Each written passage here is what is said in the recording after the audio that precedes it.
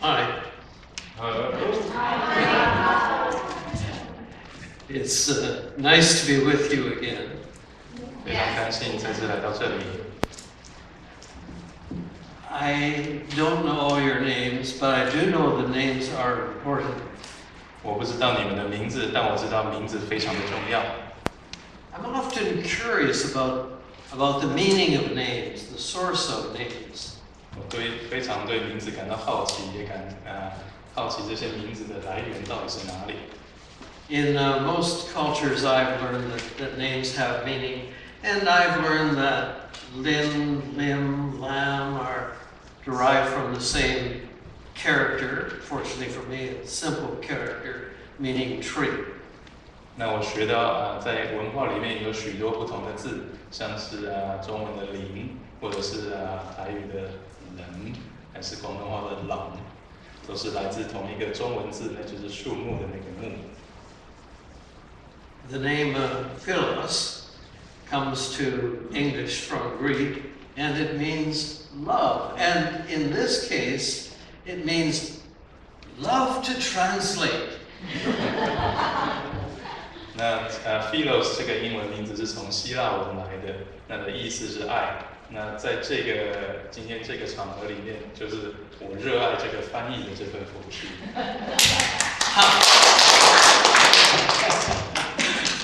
So there I was on a plane from Ottawa to New York. 所以之前我在一班飞机上，那这班飞机是从渥太华飞到纽约。And I was reading a little book, What to Name Your Jewish Baby. 那我在飞机上的时候读了一本小册子，那这本书的名字是如何帮你犹太宝宝来命名。I was reading it because it's about names. 我会读是因为这本书是在讲有关于名字的故事。The lady in the seat next to me said, "Congratulations." 那坐在我旁边那个女士说：“哎呀，恭喜呀！” When is the baby due? And is your wife happy? 小孩什么时候出生啊？你太太高不高兴呢？ If I was awaiting the birth of a baby, my wife would not be happy, that's for sure. 如果我在等小孩的话，我很确定我太太是不会高兴的。A friend of ours used to visit regularly a man he had known for years who was suffering from amnesia. 我们之前有一个朋友，那他平常会固定的探访他一位老友。那他这位老友呢，他常年患有失忆症。One day, our friend said to him, "You don't know my name, do you?" 那有一天，我们这个朋友就问他那位朋友说：“你不记得我的名字，对不对？” The man said, "Well, no, I don't, but you know your name. That's what's important." 那位朋友就回答说：“我不记得。”但是你自己知道你的名字，对不对？这才是最重要的。Now, Jesus told parables in which names are not included, except it probably means we can take up a role and we can play, we have to play as we listen. This is getting complicated for the translator.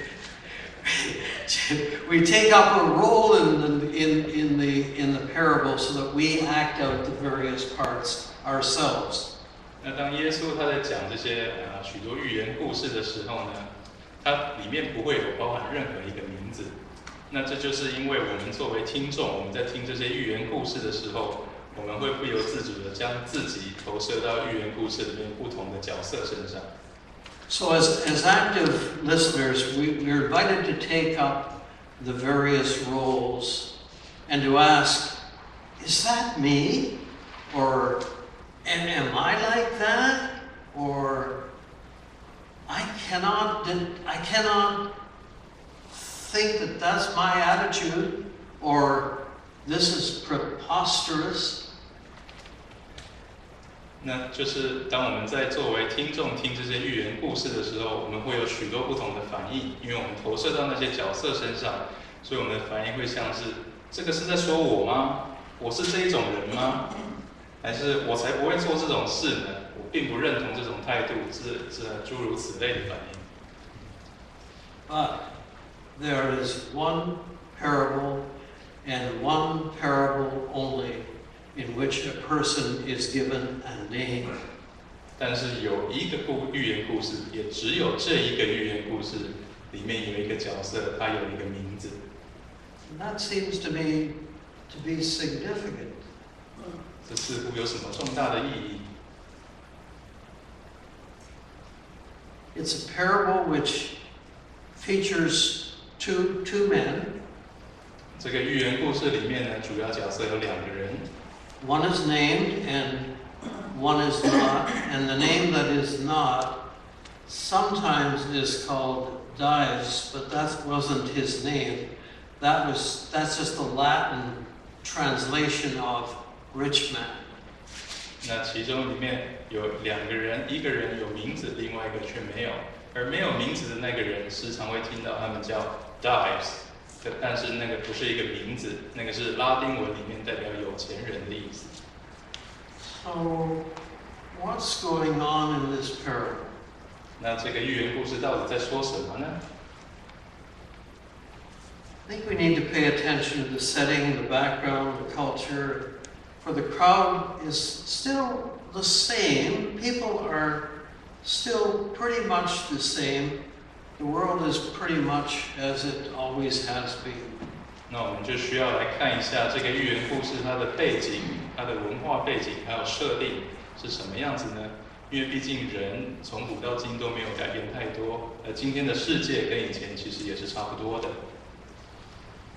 So, the rich man. How do you get to become rich in the first century? 那关于有钱人，那你在西元1世纪初的时候，你要怎么当有钱人呢？ In that culture, people thought in terms of what we call zero-sum game. 那在那个时候呢，那个时候人们有一个想法，一个名词叫做零和游戏。Now, if you don't understand this, ask Philos. This is his area. 如果你们不明白这个字是什么意思，来问我。 Right? Yep. Okay.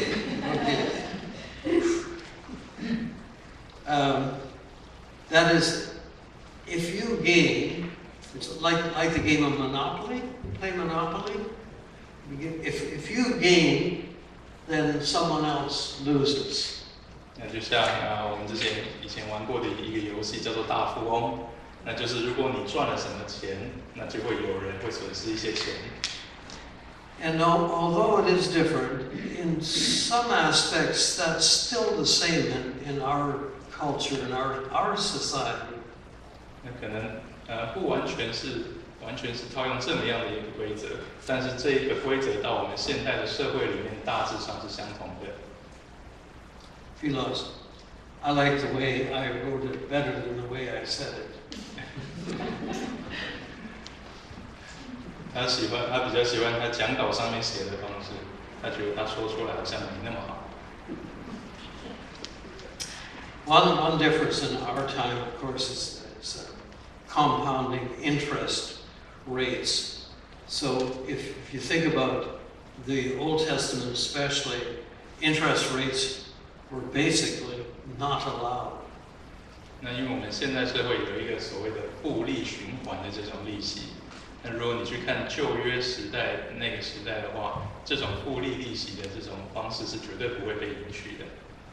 And in our culture, with compound interest rates, it means that once you have money, then it just automatically gets to be more and more and more money.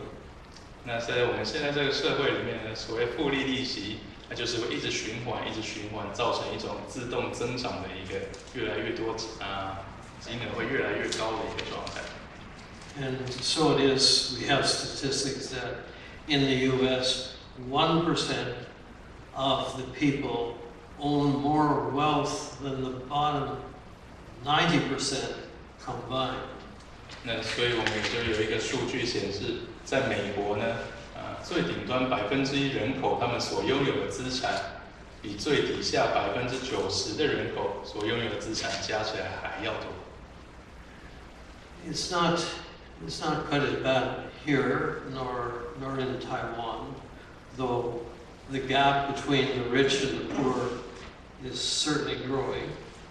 那可能在我们加拿大这里和在台湾，这个情况可能没有这么明显，但是我相信贫富悬殊还是很大的，并且这个差距持续的在拉大。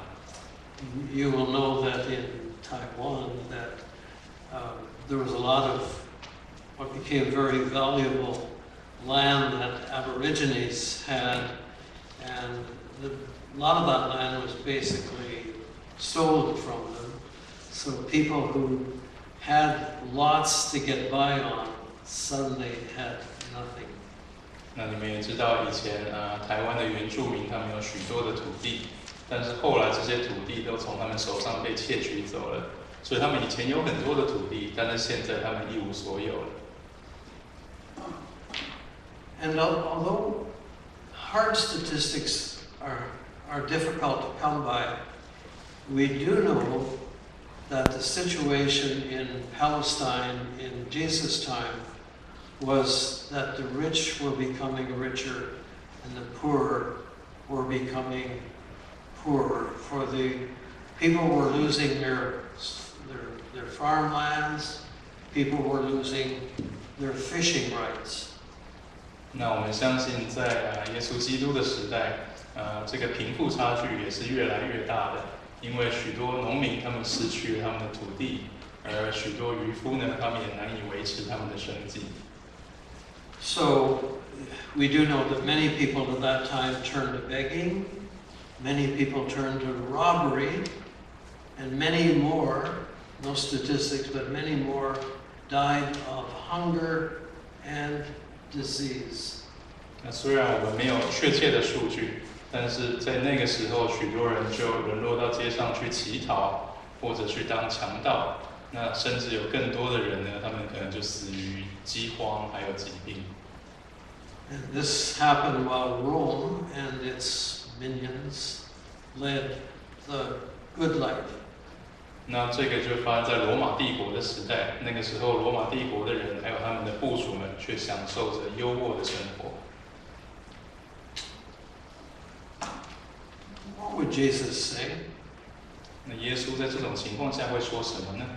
What did he say? 他说了什么呢？ There's a lot about economics in the first century in our New Testaments. 那在新约里面，其实在关于西元1世纪初的时候，有许多关于经济方面的这方面的经文。So the parable tells of the ways of God as being not necessarily our ways, for the ways of God in this story are the poor. The last become the first, and the first become the last.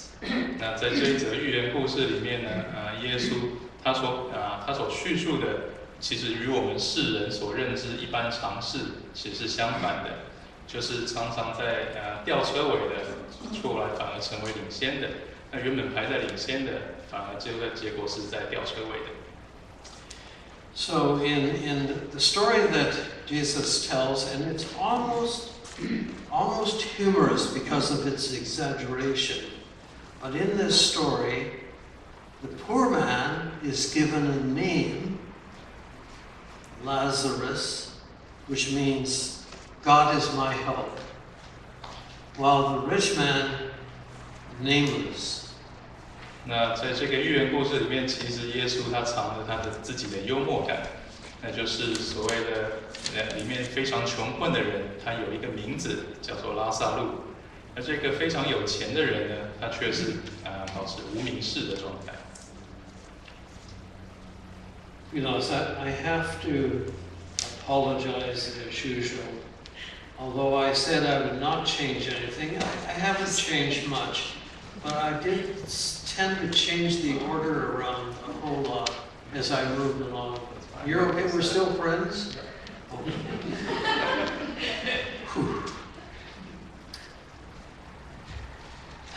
Well, the story is, while the rich man ate a 12-course Taiwanese-style wedding kind of dinner, you remember? 那这个故事里面，有钱人他们吃了一个所谓台湾传统喜酒，有12道菜的这种喜酒晚宴。The poor man, well, the rich man couldn't even find, he could eat the dinner, but he couldn't find his way to the food bank, didn't know where it was, or even the location of the welfare office, or if he was in the East End of Vancouver looking for Lazarus, he wouldn't be able to find him, not his people. 这有钱人他在吃这些好吃的餐点的时候呢，他不会想到说哪里有粮食银行，还是哪里有一些社福机构可以去领社会福利金，还是哪里可以去找 Philos， 因为我在社福局工作。He looked after himself, this rich man, while Lazarus was denied the crumbs off the rich man and was so sick and so weak, he had to be carried to the gates of the city, maybe where he could get some help. 那另一方面，这个拉萨路呢，他非常的穷困，有钱人连面包屑都不愿意给他。他生病非常的重，身体非常的虚弱，那他只能被带到城门口，那希望可以在那边获得一些帮助。This is another little thing, but kind of maybe important thing. Where he was carried to the gates of the city, the gates of the city is where judgment occurs.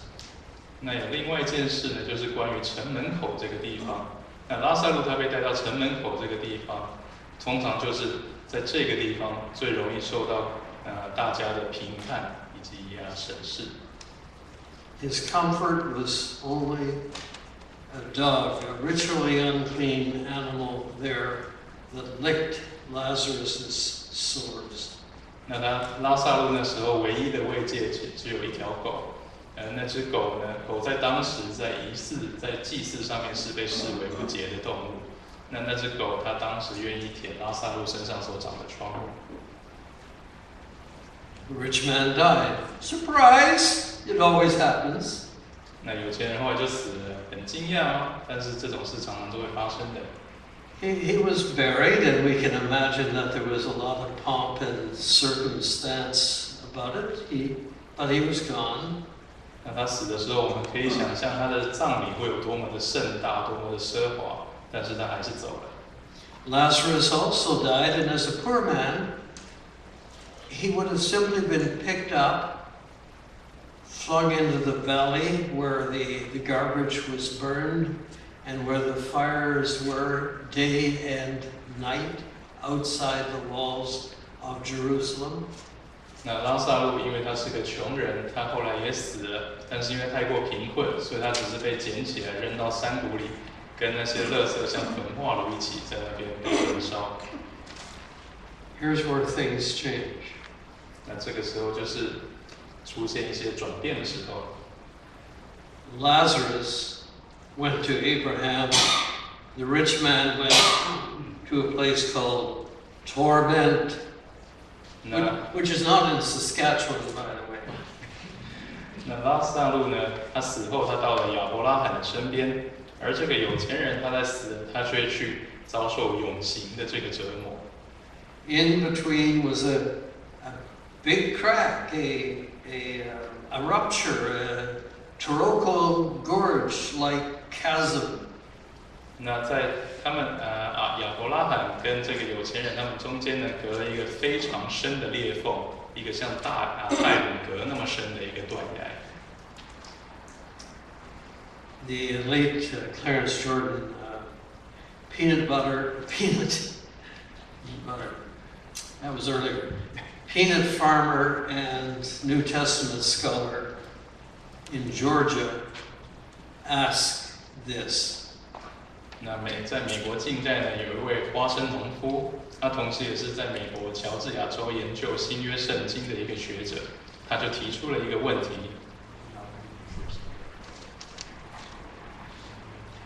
Who dug that ditch? Who dug that chasm?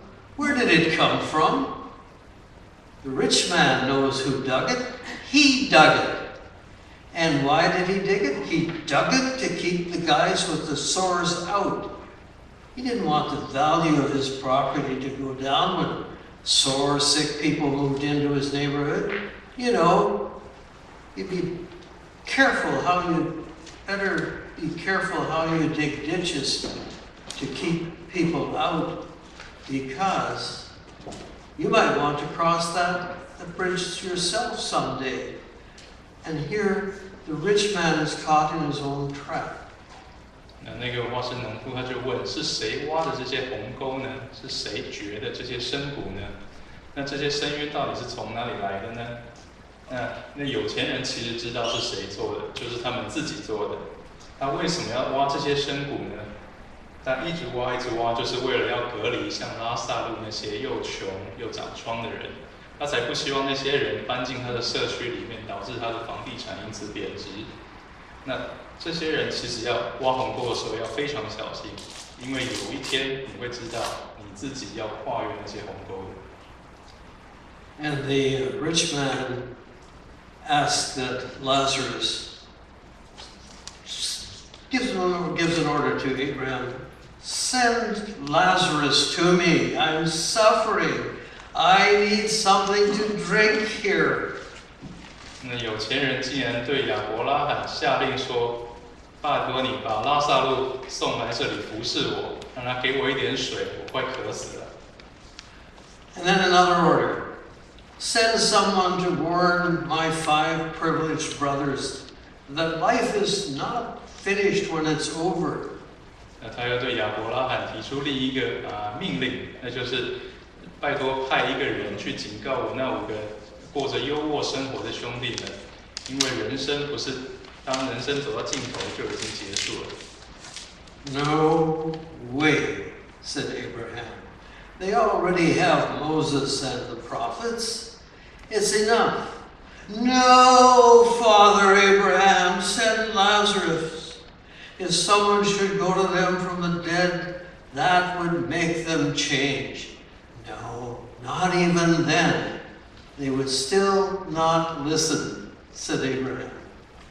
那有钱人他就说，就派拉萨路去吧。如果那里有人可以从死里复活，去警告他们，他们一定会悔改的。亚伯拉罕就说，这完全不可能，就因为他们有摩西，还有那些先知跟他们讲话，他们都不听了。就算有人从死里复活去跟他们讲，他们也不会悔改的。So from the torment of separation from God, the rich man called to Abraham. He called with 2 orders. Have mercy, send Lazarus. Send Lazarus to serve me. Seemed right. As he had been privileged in life, he should be equally privileged in death. Maybe a refreshing martini, a glass of red wine, or culturally, a Taiwanese beer or tea, at least. 那这个有钱人他在受到跟神分离的这个折磨永刑的时候，他对亚伯拉罕呼喊了2项请求。第一个就是请放过我吧，对我仁慈。另外一个就是派拉萨路来服侍我。这听起来好像没什么不对，毕竟他穷极一生都过着很优渥、享有特权的生活。那想当然尔，他死后应该也是一样享有特权的吧？比方说喝一杯马尔蒂尼，还是喝一杯红酒，或者是道地一点来一杯台湾啤酒，还是喝杯茶，这都很好的。Did I say that? Did I say Taiwan, Beiju?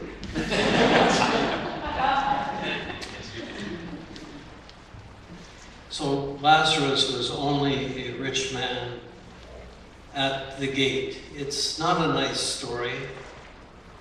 Beggars are always embarrassing. It isn't that the rich man didn't see the beggar, for he did.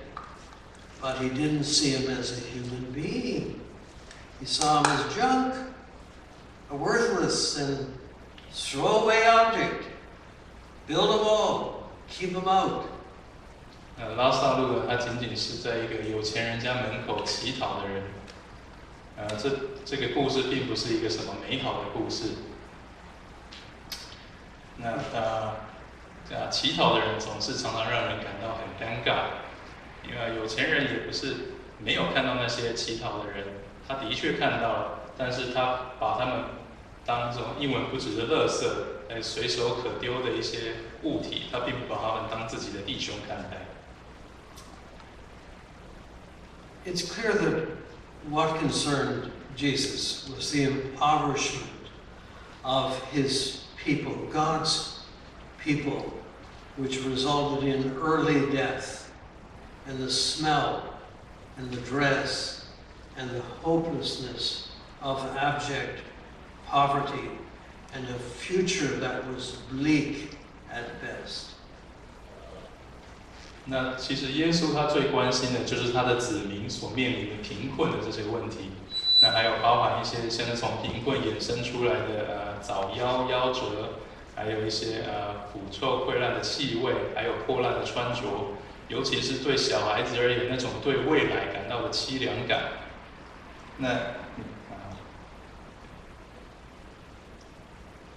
You'll have to excuse Jesus on this issue, for like the prophets of the Old Testament, he had a bias toward the poor and the needy.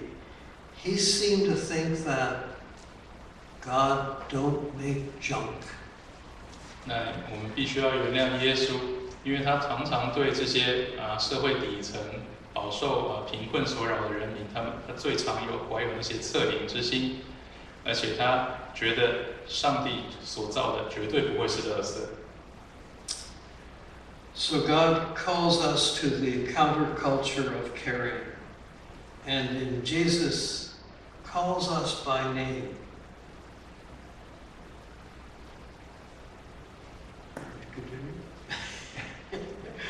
Haven't said amen yet. Calls us by name, calls us Lazarus, the needy, the God's needy people. A name that reminds us that God helps. God helps us, and God helps through us. 那所以神呢，他就招呼我们需要心生怜悯，对周围的事物、人事物都需要有怜悯之心。那也神给我们取了一个名字，叫做拉撒路，那就是要提醒我们，神他会帮助伸出援手，同时神也透过我们对周遭的人事物来传递出他的怜悯之心。Amen. And even if you were translating my English into English, tough job. Translation, tough job.